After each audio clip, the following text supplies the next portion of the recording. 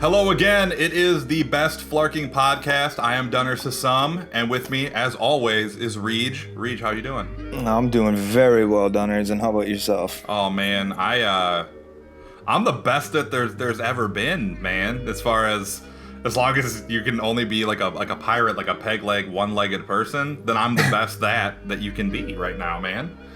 I'm living it. I'm living the dream, so to speak. Every bit of it on one leg. Yep. Just one good leg, one science has failed me leg. Yes, your bionic part failed you. Yeah, pretty much. But so yeah. What did you do this weekend? What did I do this weekend? Oh boy. I went and saw what is arguably my favorite Marvel movie of all time. I saw the Ant-Man. What did you do this weekend? I did the same exact thing. Imagine that. That's crazy for a couple of guys like us, to go see a comic book movie the weekend it opens. Yes. What fresh insanity is this? So, what'd you think? What'd you think of it?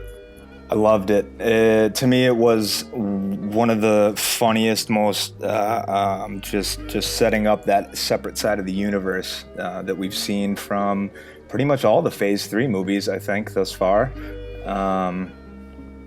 Just going into the realm of the microverse, and we'll touch on this later, but seeing a new side to the Marvel machine and the all-encompassing that we know it, but not a lot of the population does yet, and they have to see it through the MCU. So we get introduced to different aspects, and this was one that I was very much looking forward to, and to see it on the big screen was just a delight. I had no idea it was going to be as just a well-combined movie of action and comedy. And hearing where they left off with Edgar Wright and everything, and everything that turned out of that to what it is and what we saw. Love it all around. What'd you think? Oh man, I mean, if my lead into it, I was so thrilled by it. It was so charming and funny and well done. It's a little bit of a slow starter, but once it gets going, it kind of just grabs you and doesn't let go. Michael Pena in this movie is like the funniest thing I've ever seen. He's so funny. Yeah, he stole the show amazingly for how. He doesn't have a few scenes. He's in there quite a bit, but he steals the show absolutely. Yeah, most of his scenes, they're his. I actually am going to be making a T-shirt. I'll probably throw the link into the YouTube or the SoundCloud. But I had to go get the Baskin Robbins font, and I designed a shirt last night that just says Baskin Robbins always finds out. Yeah. Because that, as a line, is probably one of my favorite cinematic lines I've ever heard. That is fantastic. And then to have three characters say that. All in succession of each other too. Yeah, and like have Scott. Scott has no idea that Baskin Robbins always finds out. Like, he's oblivious. But like the manager at Baskin Robbins, like, oh yeah, Baskin Robbins always finds out. Then Michael Pena, and then T.I. And I was like, oh, well, apparently Baskin Robbins always finds out. It was just great. Did you laugh? Am I the only one who thought, not to fit stereotypes or anything, but T.I.'s character's name being Dave was just hilarious. I did love that his name was just Dave, and this is like fantastic. That feels like an Edgar Wright move. That character's name is just Dave. Yep. I love that. Everything with those three guys were just awesome. Those three were just so awesome in the movie. Like we gotta go save Scotty. Back it up. This is backing it up. Real slow, just backing up. So, also spoiler alert, big time. So we'll put a tag in the beginning of the description, but we're gonna talk about this movie in depth. So. Oh yeah. You're gonna get spoiled if you haven't seen it already. What else? What else did I loved? The look of the suit, but I've loved that since the first time they showed it. None of the intra-character moments never seemed cheesy. Like Hope and Michael Douglas, Evangeline Lilly and Michael Douglas's relationship was really good. Yes. The relationship between Scott Lang and Cassie, they did that extremely well. The way that you're supposed to do that relationship, and just That early on, I can't remember. Was that early of their father-daughter relationship done in the comic books? Yeah, I mean, she's a little bit older, like just a little bit older in the books. But I think in this one, I think it's really great that it's just kind of.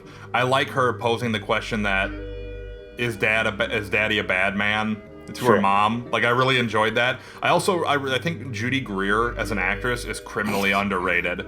I think she makes everything she's in so much better. Even in like the small parts that she's in, she's like hilarious. She can be super serious. She was even awesome in that movie Cursed, like 15 years ago with Christina Ricci, the werewolf movie. God. That movie's not very good, but we need a sound effect for that. Just things that come out of left field. Zoom. Did you see it? It goes by. Yeah, there it goes. Yeah, she was good. You know, I dug all that stuff. I love the fact that for the VFX process, they took tons and tons of macro photos to use as reference for building all of the the digital small scale sets. Funny you mention that. I noticed that one section in the credits as I was waiting for the very, very last scene. The macro photography crew or whatever it was on there. Yeah, and it paid off because like look at how polished and well done all of the shrink scenes are. It was incredible. Everywhere he's running is an incredibly well detailed, and it scales properly, and everything looks the way it's supposed to look. The most amazing thing about this on a visual effects level, which is nuts, because it's a visual effects spectacle in general, is arguably the greatest visual effects work ever done. And that's ILM's de-aging of Michael Douglas in the very beginning of the movie. Like, that's all digital de-age, man. Like, he looks like he did in fucking Wall Street 35 years ago. That's very true. I forgot that they were doing that with that, because we've seen, Jeff Bridges in Tron. Yeah. What else did we see? Only recently Arnold in Genesis, but... This one, yeah, absolutely done very well. I didn't even blink an eye to it until you just mentioned it again now. Yeah, and Ant-Man, it was incredibly well done. Like if you look at the other one, like Arnold, you know, he's a digital double in Genesis. Jeff Bridges is a digital double in Tron Legacy. Ian McKellen and Patrick Stewart have like traditional age reduction digital makeup done on their faces in X-Men 3, but it makes them kind of look like rubbery and like glowy in the face. You know, if you can remember X-Men 3 when they're going to see Jean. I try not to remember that movie. Fair enough. It's understandable. It's good that we've referenced X-Men 3 in consecutive podcasts, though. That's good. Yeah. I like the unsung parts of the movie I loved about Ant-Man 2. Like Darren Cross, he's like an Obadiah Stane forgettable villain. Like just super forgettable. But he's really got some nice gravitas to him in the movie. And the idea that it's like, what did you see in me? I saw myself. Well, then why didn't you bring me in on everything? I saw a little bit too much of myself. And it's just like Hank protecting his company from himself, I thought was an incredible idea. Yeah, there's that was very apparent through him. That one hit me too when he said that one, because obviously in any protege you want to try and do what you did in the first place, but only better, and correct your mistakes the first time. I can understand where he would see that in himself and want to shut it down. And the ants, man, just the ants, ants themselves. They're so awesome. Like all of the ants were great. Anthony was lovely. We were both bummed out when he gets hit by the bullet and he dies. Like that. Yep. That was a sad one. I was prepping for that to happen the whole movie. I was just hoping that it wasn't was it from the Ultimate Universe, Eeny Meeny, the one he keeps in his belt buckle. Oh. The little fire ant that he keeps in his belt buckle. I was like hoping that it wasn't like, all right, he's gonna raise an ant over the course of this movie, and then he's gonna get killed. As you know, it was still a bummer that Anthony got smoked, but yeah. The other thing they did a good job of is you also felt that sense of achievement as he was able to control the ants further. I remember watching the scene where he's surfing down the water main and getting the ants to come down and grab him while he's riding them, and having the ones below him lift him at the same time others coming down from top. I not only, you know, being a part of this fantasy universe, but I can't even imagine what kind of brain power and focus that would take to do. You know, I could barely manage two things at once, and to know what you're doing and control, two sets of ants. That scene just to me stood out for his final, accomplishment. Yes, I did this thing and I'm rocking with these ants and they're doing everything I want them to do. Let's go. Just awesome. That sequence is like the whole heist sequence. This the way I've been describing this movie to friends who are like, oh, you went and saw Ant? I was like, yeah, I was there Thursday night, early showing. I went and saw it as early as possible because I was so excited for it. I was like, this movie is quite literally Honey, I Shrunk the Iron Man. It's like if you love the original Iron Man, you'll love this movie. But it has That's a great way to put it. Yeah. Yeah. It's just like it's that, and then on top of which, it's got a slice of Ocean's 11 in there. Like it's three movies that I universally love, all in one thing, in equal helping, and they just make it happen. I love Hank Pym too, of being like, I've spent 30 years keeping this out of the hands of a Stark. I'm not just gonna turn around and give it to another one. I was like, that's a neat little lead-in. I'm surprised to see continuously now 2 different Howard Starks. Yeah. One, lives in the television universe, the other lives in the cinematic universe.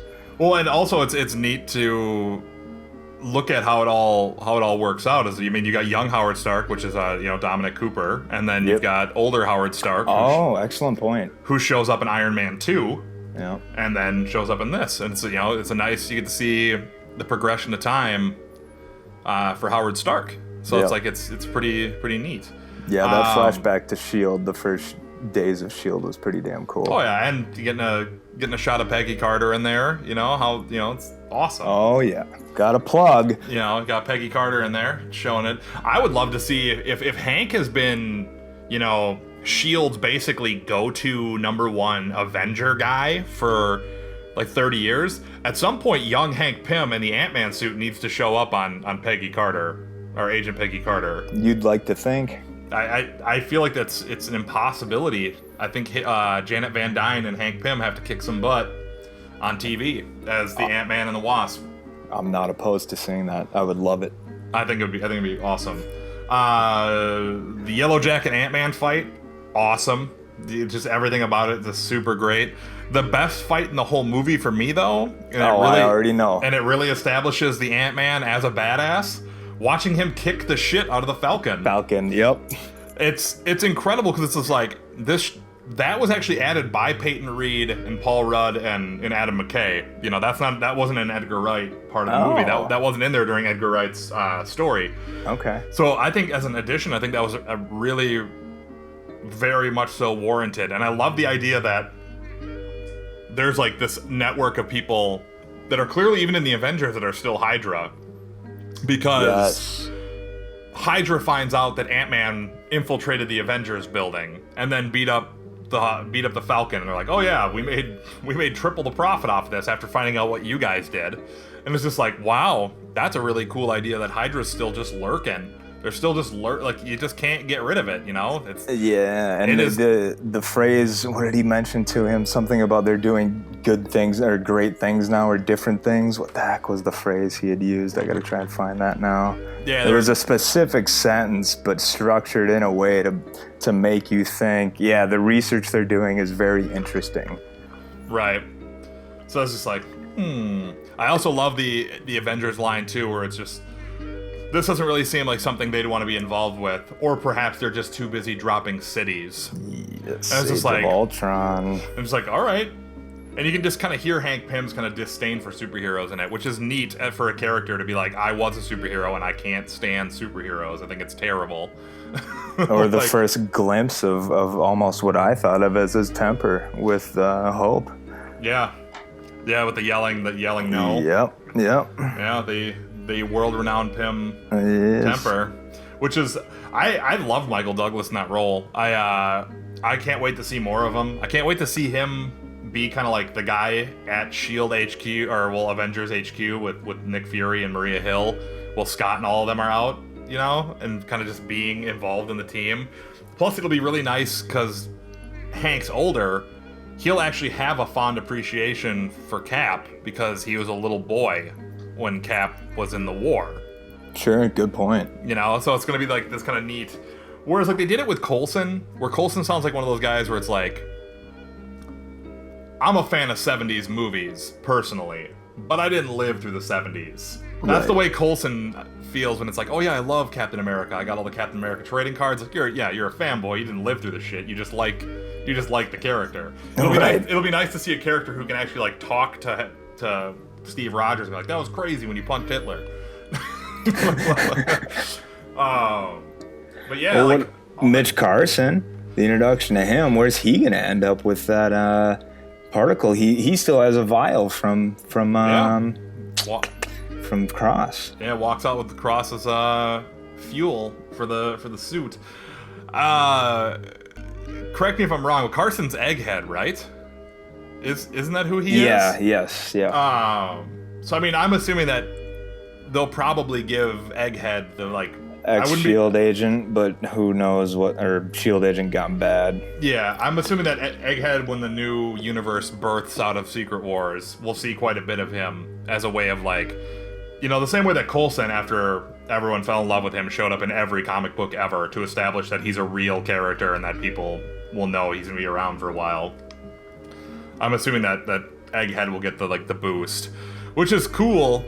But I feel like there's so many like cool villains that Marvel could be using for stuff that, well, maybe the TV stuff. There's going to be plenty of room for TV. Like I'm just a fan. I'm a fan of the Hood, and I really want the Hood to be on something, and I just don't know where. I just don't know where they're going to fit him in.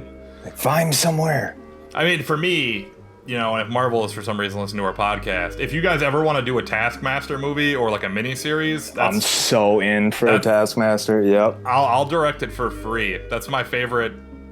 I think, arguably my second favorite character in the entire universe is the Taskmaster. Oh, that's funny. I remember one time we had, just to differ a little bit from our conversation here real quick, we had a Twitter hashtag going of starting lineups for, I think, basketball on based on Marvel heroes or any heroes. And I said immediately Taskmaster's run a point. He's just going to blow away anybody. He'll learn quick and adapt and flex on them. It's over.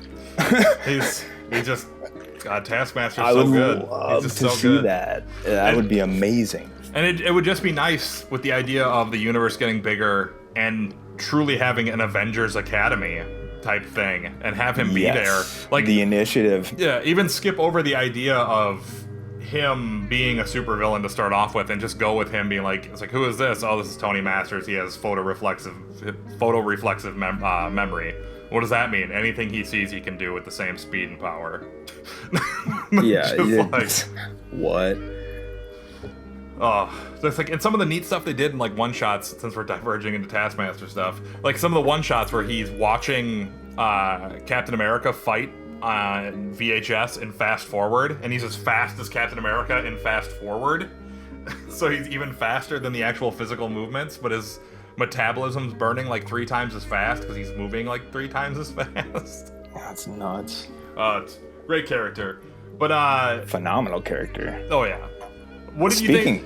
Well, you go ahead. Oh, what did you think of the stingers in Ant-Man? Because everyone was like, these stingers, they're legit, and I was like, these are just kind of exactly what I expected these stingers to be. They didn't blow me away. They weren't, I'll do it myself. They weren't, I'm here to tell you about the Avengers Initiative. They weren't any of those big puzzle pieces to be like, it's happening.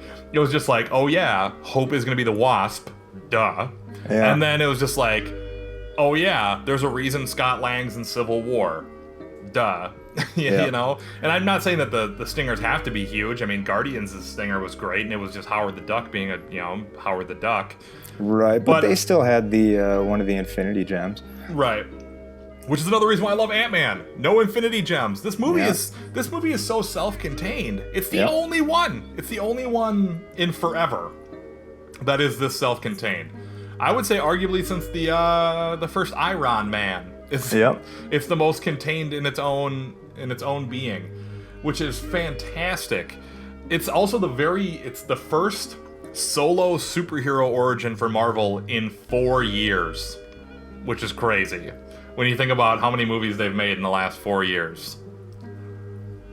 Yeah, solo-wise, that is crazy. It's still crazy to me, and we had talked about this, in our own conversation prior to the podcast. But Guardians for me is just to see that come from, I started Volume 1, Legacy, not the old one, but the Abnet, one. Yep. Mm-hmm. It's to read that for 4 years and to see it go onto the big screen was, that one still, I don't, if people don't classify it under solo movie, so be it. A team movie, but still to introduce that into this universe was wow. And I think they're doing the same thing here with another lane of it. And that's what's cool about Phase 3 is it's almost like it's just very accurate to what we do when we're reading these books. And we have these events that are all encompassing and you read them and it ties into every single one of those. But within each one of those, there are also other things going on.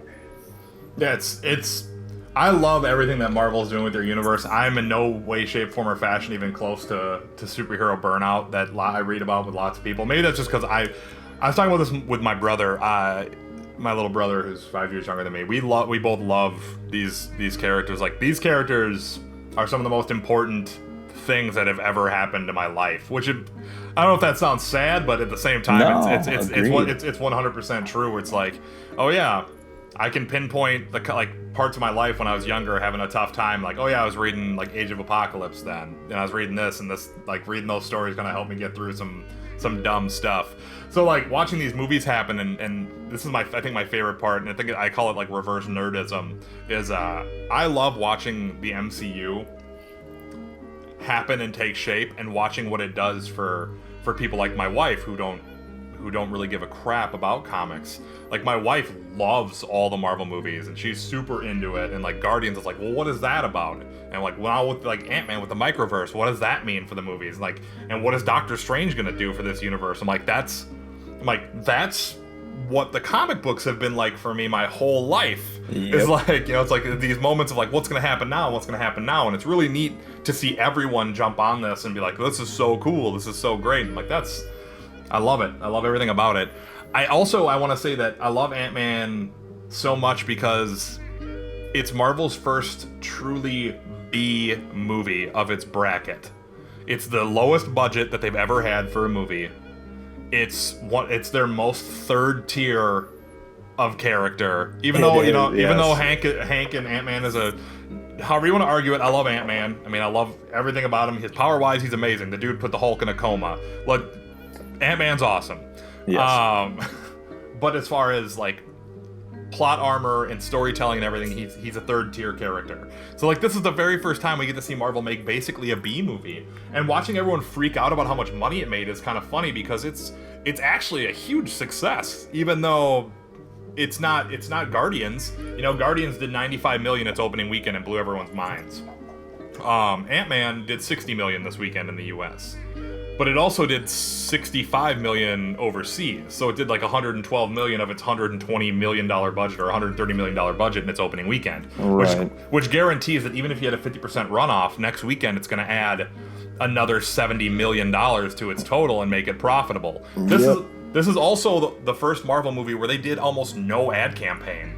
Almost none. I was just going to ask you that. Weren't their marketing a little bit different from the Guardians in this one? I remember Guardians was everywhere. Oh yeah, Guardians almost in a fear of it wasn't going to succeed, just to make sure that it was embedded in people's heads. Guardians was in your face, and it was in there so often and so frequently. But I don't think that's Guardians' success. I think that helped. But I'll tell you what I think really helped Guardians is that Marvel got to Chris Pratt and got him before everyone realized that dude is the new Harrison Ford. He is he's this next generation Harrison Ford. He's so good in everything. He's Jurassic World. He's awesome in Guardians. I just saw that last weekend. Yeah. He's an action hero who's relatable, which is something I think people have direly wanted at the box office for a long time. No offense to The Rock, 'cause he's fucking awesome. But it's just like, they want a guy like Chris Pratt. They want a guy who's like, oh yeah, like, he's in great shape, but he's not like Chris Hemsworth, Chris Evans shape, where it's like, it's unattainable, They all these images of Chris Pratt, and he's funny, So Guardians is, what, the third highest grossing, or fourth highest grossing Marvel movie of all time? I think so. Because I think it goes because it was Avengers, Guardians. Avengers 2, Iron Man 3, and Guardians are the four. You're right. It was the second or third week Avengers 2 had beaten Guardians. As to be expected. Avengers should be making that big money. True. But so yeah, I mean, I guess to wrap up Ant-Man for both of us, if you have anything else after this, I'll let you get to it. But I think it's an A+, and I think it's a must see, and it just pretty much sealed the deal that I want to buy the. I'm an all digital guy now. I have like a media server in my house. Yeah. And I usually buy everything digitally, but I think I gotta buy that Phase 2 box set that they just announced. I think I gotta get it. Okay, you gotta link me, or we gotta add something to the summary, because I was literally just gonna ask you, what are they doing for Phase 2? I pre-ordered Phase 1 as soon as it was released. It's sitting in a giant glass case next to me here, not but 5 feet away from me. And they haven't announced what it is, but the image that they've used to advertise it is the collector's orb disassembler from Guardians. So I'm game for that. It's probably going to be the Matter Gem container from Guardians, and it's just it's. And plus, I mean, the lineup is rad, and I don't own any of those on the actual discs. I just own digital copies, and I don't have 3D copies of any of them. And I wouldn't mind having all of those on 3D, because I mean, you get Iron Man 3, Thor: The Dark World, Winter Soldier, Guardians, AOU, and Ant-Man, and really the only miss in there for me is the Dark World, which I don't think is that great, but what is it with that one? Why don't we like that? It's because it's just kind of bleh, like it's a great movie to push Loki's story along, but he's only kind of in it. Good point. Yeah, because the first Thor, Avengers, and then Thor 2 makes a great Loki trilogy. Yeah, it's a lovely way to push Loki's story. And I love it. I would love to have just a Loki movie with Tom Hiddleston letting him rip.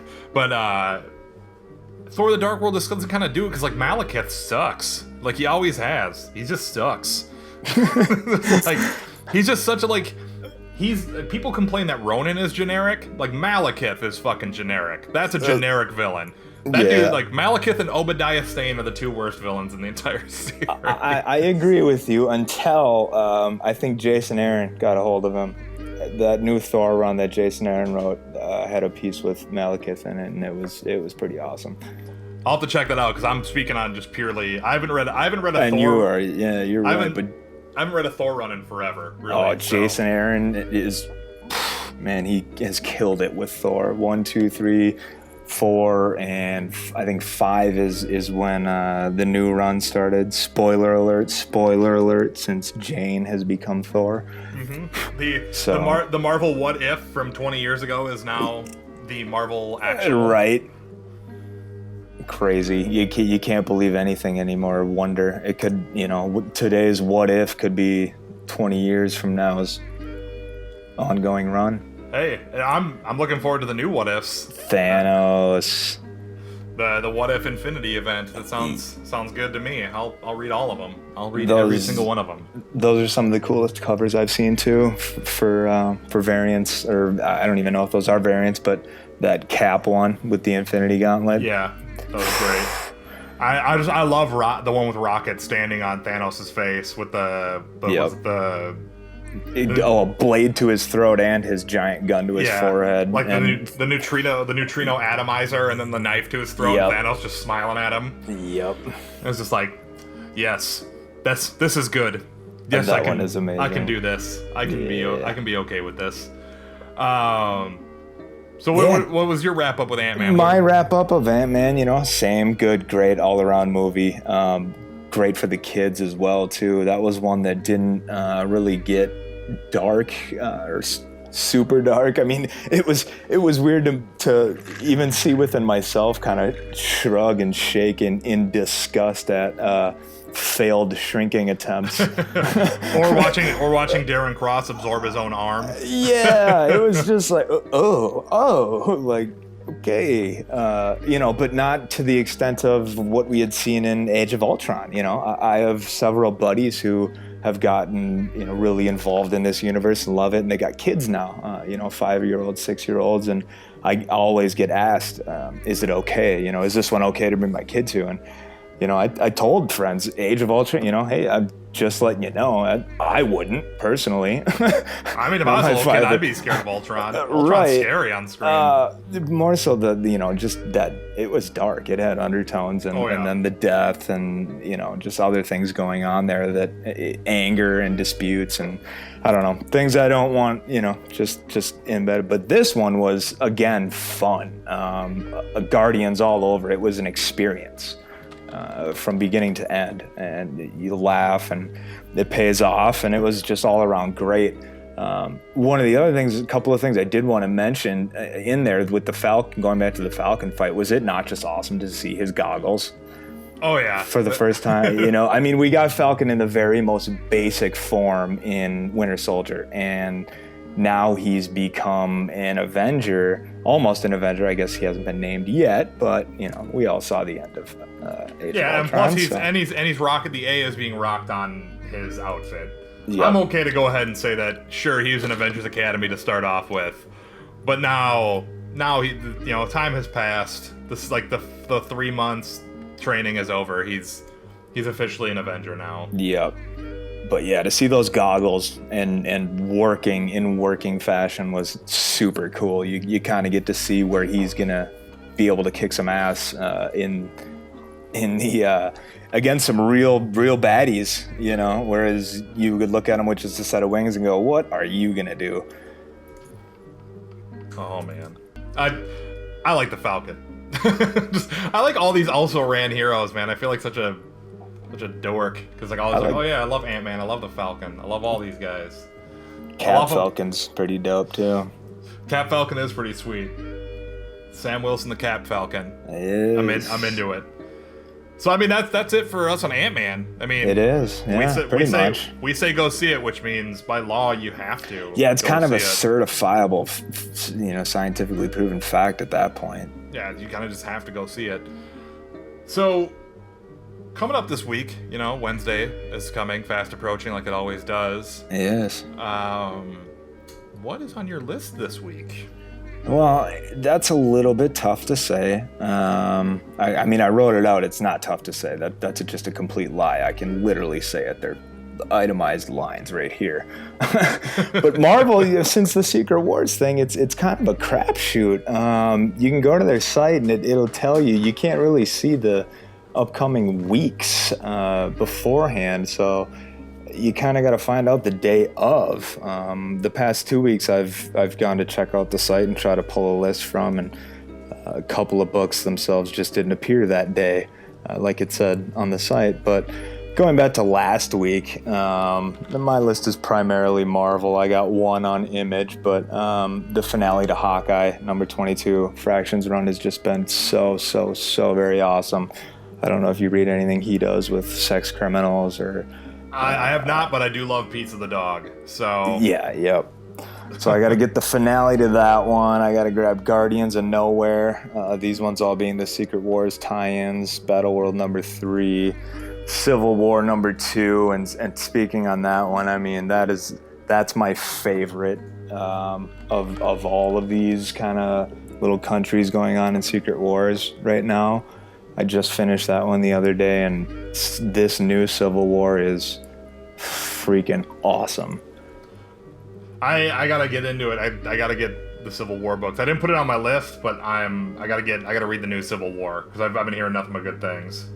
It's super good. But Old Man Logan number 3, Thor's number 2, and then from Image, all of my favorite authors that I read over there have been praising Island number 1, so I'm gonna check that one out and see what that's all about. Nice. What's on your list? Well, much like you, Old Man Logan number 3 is on there, because who doesn't love a good Old Man Logan story? JLA Gods and Monsters, the one-shot for Batman, just because I loved the segment in the cartoon. I love the idea of a Batman who's a vampire. I think that's kind of a neat idea, so I wouldn't mind reading a one-shot comic about that Batman. Archie versus Sharknado. I think that just goes without any explanation. That just, everything they're doing with Archie is the greatest thing ever. Archie versus Predator, Archie versus Sharknado. I'm in for all of it, man. Like, who's the publisher on these now? Is that Archie Comics? Archie Comics, yeah. Under IDW, I got Ghostbusters Get Real #2 because I'm a huge Ghostbusters mark, and I hear good things. So I'm into that. And then supposed to be coming this week. We'll see if it gets there on Wednesday. Star-Lord and Kitty Pryde #1, like 2 of my favorite characters sharing a book together.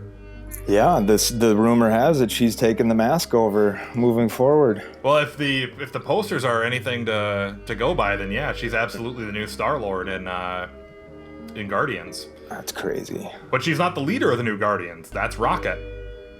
I love that. Yeah, Rocket's the new leader, and then Thing is the muscle, and it's Rocket, Groot, and Drax. Kitty is the new Star-Lord, and Thing is the new Gamora. Why? I don't get how any of this, and this is how they hooked me. I'm reading that, and I'm just, every time I see those promos, I wonder, how in the hell are you going to make this happen? What sense is it going to make coming from where I'm at right now, what we had in the past, and what you're promoting right now? How do you get there? Well, I like the idea of Old Man Logan existing in the new 616. I love it. I mean, it's a great way to reconcile killing the Wolverine.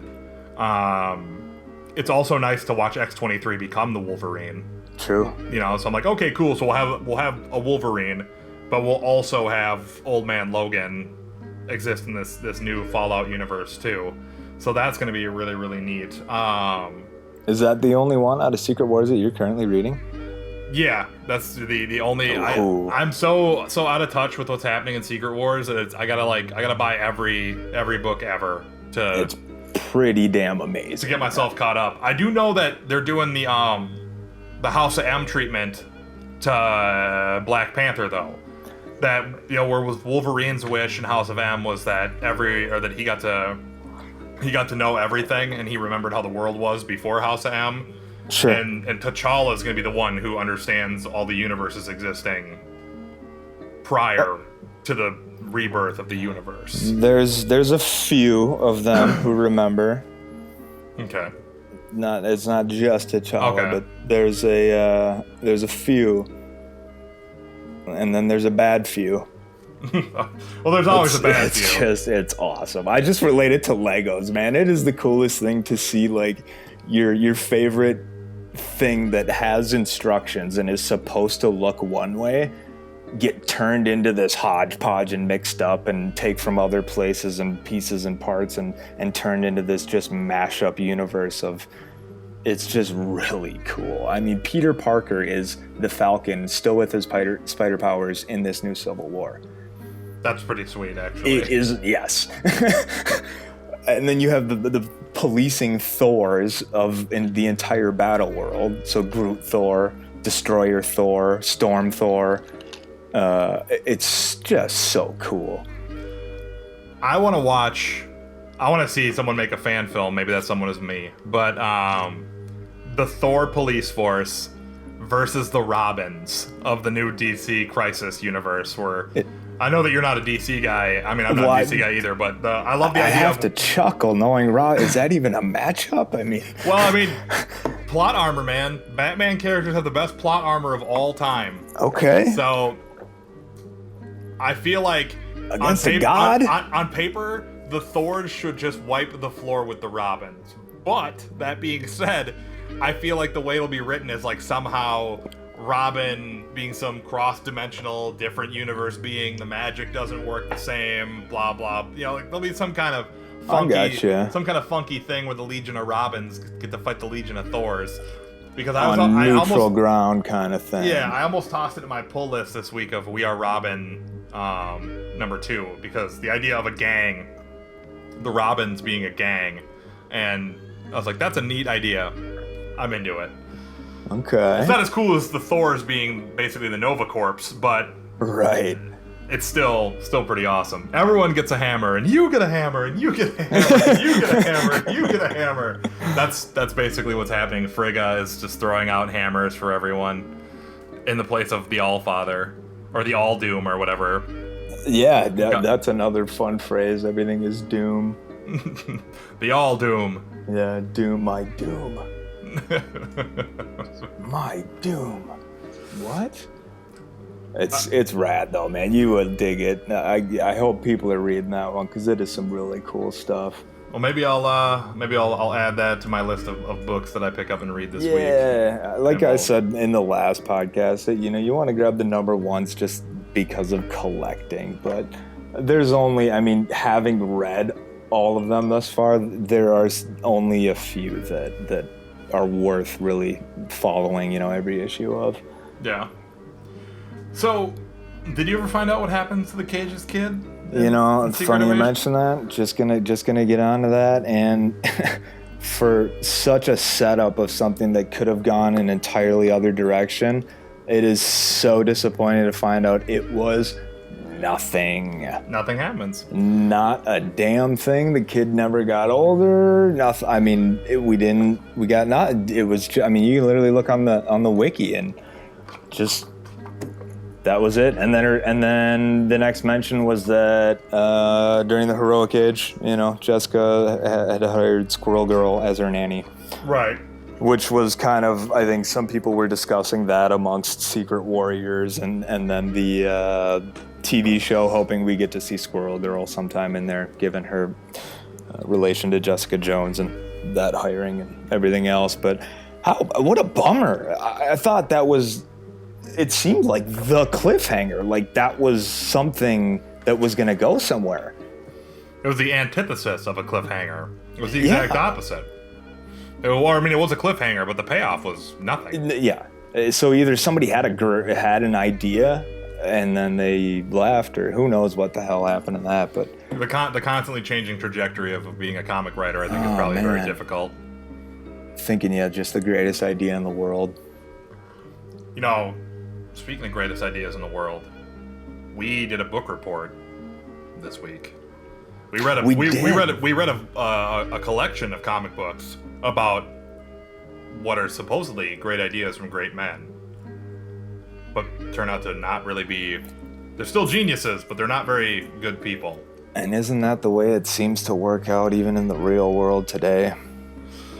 It is very, very similar to the world we live in. I do want to use the social network Hi, though. Sure. I want to find out about it and see how it works. If the hints don't help you, we read The Nowhere Men, Volume 1 this week, just to fire it up, because science is the new rock and roll. I want that t-shirt. That's really what I want, is that t-shirt that says science is the new rock and roll. There's another one to make. I bet somebody has already had to have made that. Yeah. Because this is a relatively popular book. So I liked it. I thought it was a good read. I'm not the biggest fan of the Alan Moore move of like putting an essay in the middle of a book. Sometimes when I get into my comic book mode, I just want to read the panels and watch the characters go, and I don't really want to read a 3-page essay from a book. I'm right there with you. And it's just like, oh man. But that's the way that the story was written, so we got down and we did it. And sometimes it's great. Watchmen, it's awesome. Like all of Alan Moore's shit, it's great. But sometimes it's just like I wasn't ready for it, and it just kind of I kept getting really excited about what happened to the Nowhere Men, I guess, the Nowhere folks from the space station. And I wanted to see what was happening to him. I was getting really into that story, and I was like, oh, this is great. I want to see what's happening. And then watching the one dude turn into like a red Caliban, basically. Oh, yeah, the giant wet scab or whatever. Yeah. Ugh. And then the being able to speed up people's motion or slow it down was really cool, or the ability to shut machines off, whatever the stuff that the lady turned into, like the viscous goo. The guy whose powers you just lost all pigmentation. Oh, that was creepy almost. So I was like, this is really neat. Like, all this stuff is neat. And then we get like a 3-page essay, and I'm like, God damn it, I want to stay with these characters. Shit. Yeah, it almost seemed like an interruption to our panels, but maybe we're just too used to one form of reading. Yeah, I think obviously it serves a purpose to get the backstory on, Emerson Strange and Dade Ellis and all of, and Grimshank and the really heady hippy dippy one. I can't remember Thomas. No, not Ellis. That was we're both brain farting now. Yeah, the last one, the one they kind of screw over and out of the business. Not Simon. That was crap. Simon's was it? Well, Thomas Walker. Yeah, Thomas Walker. There we go. Yep.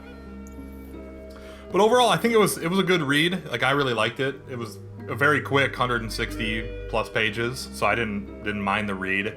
The only real knock I have is the essays. Was just kind of like, they serve a purpose, but they didn't help my overall enjoyment of the book. I would definitely pick up volume 2 and read what's happening with the guys now that they have like powers and stuff.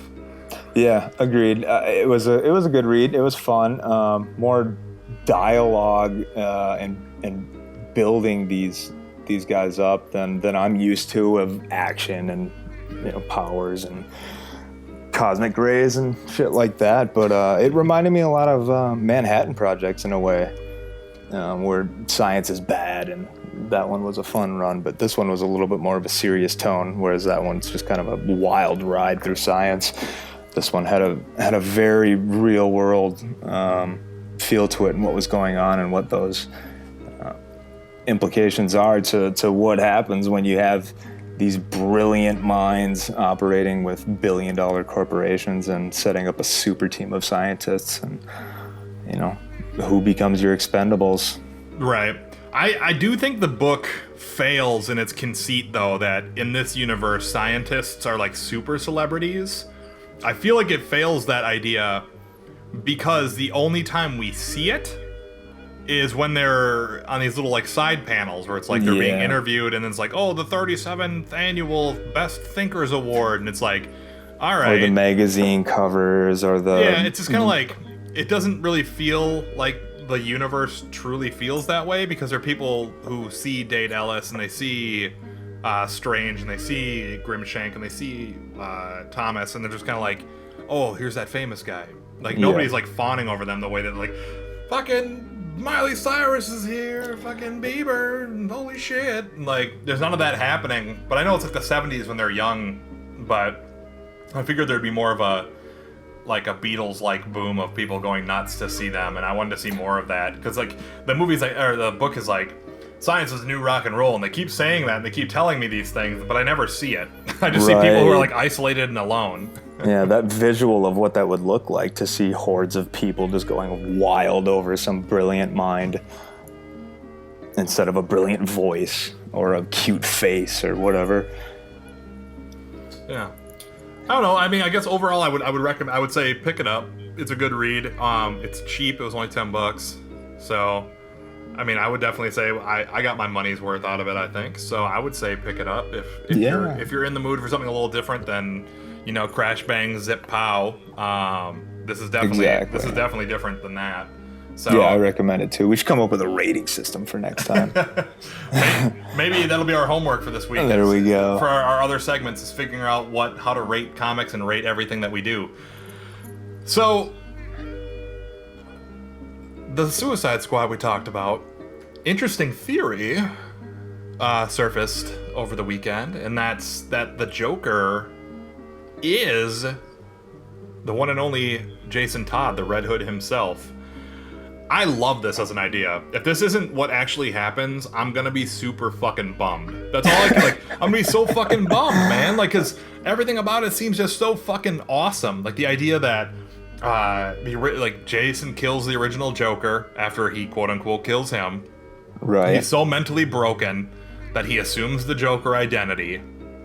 And he gets all these tattoos on his body, not to show that he's, like, this hardcore Joker, but to show to Batman that, like, this is the Joker, and to like kind of hide the defining marks on like the scar tissue and all the stuff that kind of happens to a superhero that would be telltale signs of when he got hurt and stuff like that, to kind of cover everything up that it's like Jason Todd's gone.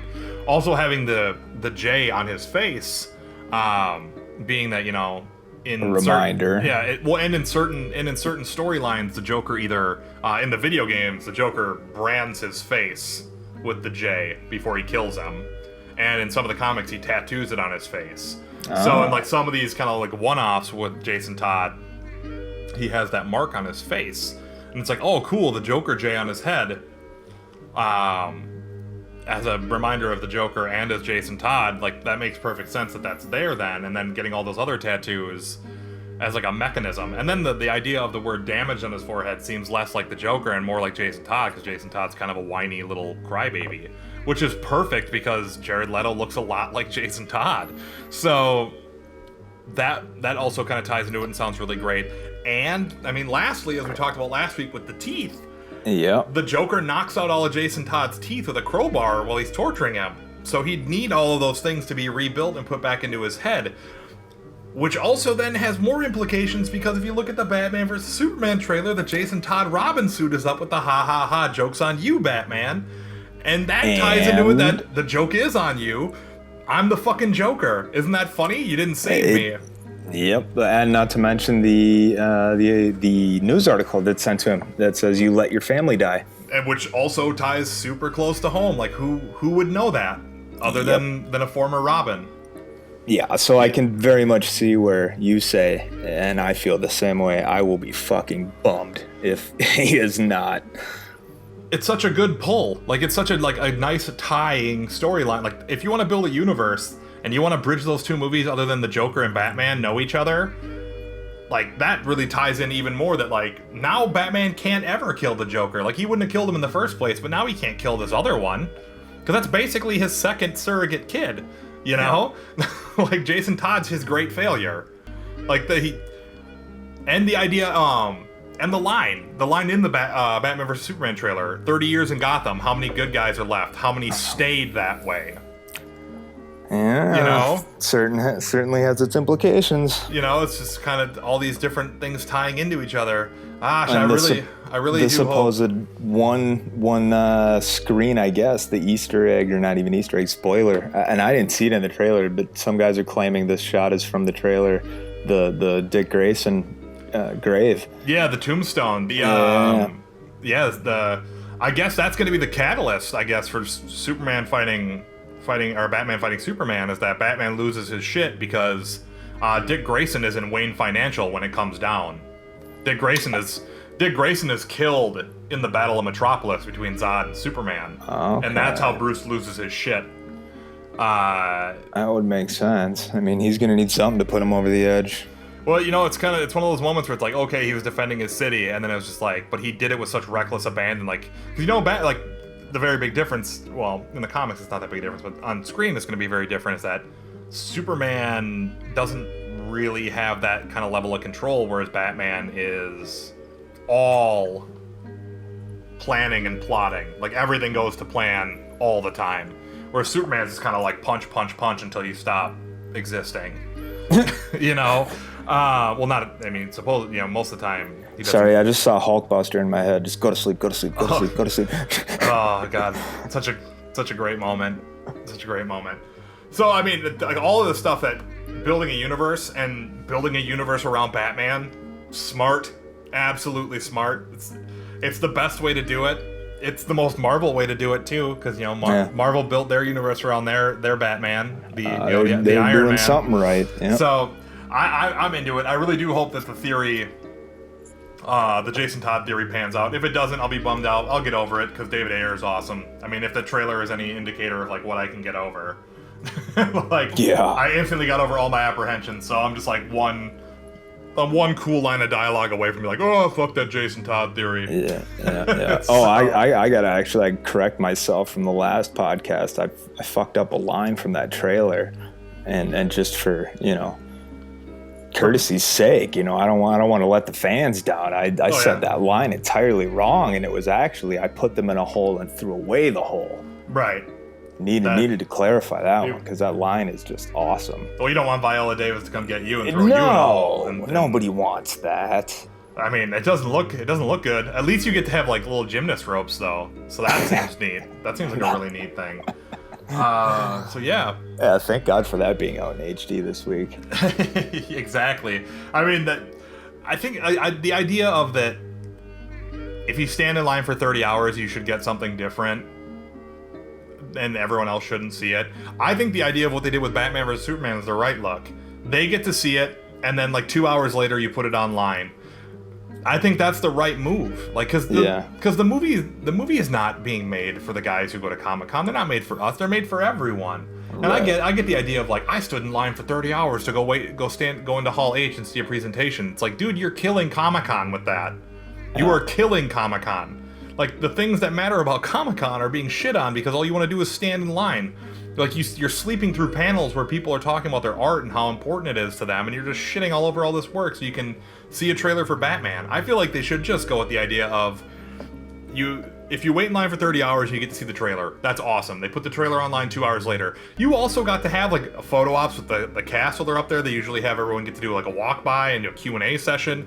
You get to have you get to have all of that stuff in the panel that nobody else gets to have. Like that's your treat. You know, like the trailer's for everybody. Like I just watching David Ayer go on Twitter and be like, you guys fucked it up. Thanks for fucking it up by leaking it. It's like, man, fuck you. Yeah. It's just like, it's, you know, and that's that moment where it's like, I can only say that from my like very small filmmaker world. But like, I feel whenever I make anything, I want everyone to see it immediately. Like that's just how I do things. Like, I mean, that's, you know, like all the cartoons and shit and all the movies and music videos and all the things that I make that are my own that I govern. I'm almost always just putting something out. Like I finish it, I'm like, it's done, upload out. Because I want everyone to see it. Like I don't get the idea of like, I'm gonna sit on it. We're gonna sit on it and not let anyone see it. Because it was complete, it was finished, it was beautiful. I don't get it. Yeah. Well, or you offer them something exclusive, something compiled that isn't just solely about the one film. Like last year with when Marvel did the Infinity Gauntlet tie-in, short clips from all the films thus far. I mean, They still haven't released that thing, and oh my god, if I don't think about that every day, just wanting to see that in its entirety with that music behind it, everything tying into those Infinity Stones, and finally seeing the Gauntlet come around with Thanos' giant shit grin behind it. Offer up something like that. You know, that is something that you can do and still remains exclusive to the guy who stood in line. But give everybody the trailer. Well, that's not fair. And you get to go to fucking Comic-Con. Exactly. Is the experience not enough in and of itself? It's just like, if you trade 2 of your days at Comic-Con in to wait in line, that's unfortunate for you. Like, there's so much awesome shit to do at Comic-Con. Like, I don't know. I don't agree with the idea of just like, I waited, so I should get something special. It's like, that is, you know, you did wait. You got to see it first. That's the special. But everyone else gets to see it too.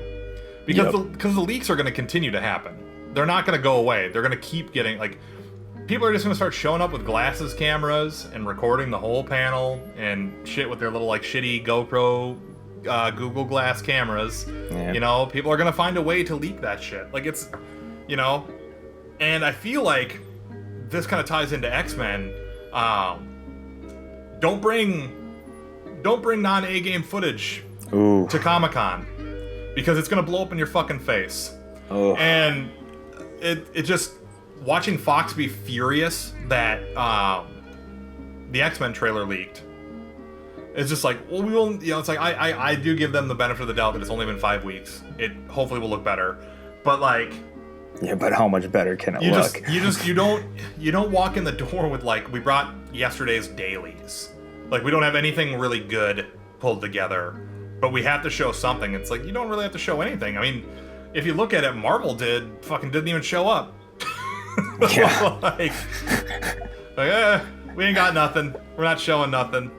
Because we'd rather show nothing. Even Deadpool's unfinished footage, or the non-completed visual effects footage, was better than Apocalypse's. It's true. But I mean, that Deadpool trailer was so good. I can't even. Everyone who listens to this can listen to last week to hear us gush about how much we fucking love the Deadpool trailer. But you can't relate anything to that Deadpool trailer. Yeah, it's true. It's kind of wrong of me just to mention it. Well, I think we made it to the end again. I think we made it. Yeah. I think we made it all the way to the end again. And we did. Well, now we have to do something a little different at the end now because we're official. We're like a thing. We exist. We're real. We're real. We got suits and we got powers and we got a podcast that is in places. So if you like this podcast, and we really hope that you do, we're on SoundCloud as the Best Flarking Podcast on SoundCloud. You can go there and follow us on there and share that stuff. We are on YouTube at youtube.com/Evil Ice Cream Pictures. You can watch a cassette tape kind of spin around if you want while you listen to us talk about things. And then we are also on the iTunes, which truly makes us official. So if you use the iTunes and you have the podcast app, you can just go into the podcast app and search for The Best Flarking Podcast and add us to your automatic downloads, and we'll just show up in your podcast app every single week without you having to do anything, and then you'll just be able to listen to us, and we'll do all that stuff. Technology is a beautiful thing. Yeah, so those are 3 different ways to listen to the same thing. So you should just go listen to all of them. And otherwise, I have been Dunner Sasam this whole time. And I am Reg. And we are the Best Flarking Podcast. We're out of here. We'll see you next time. Peace.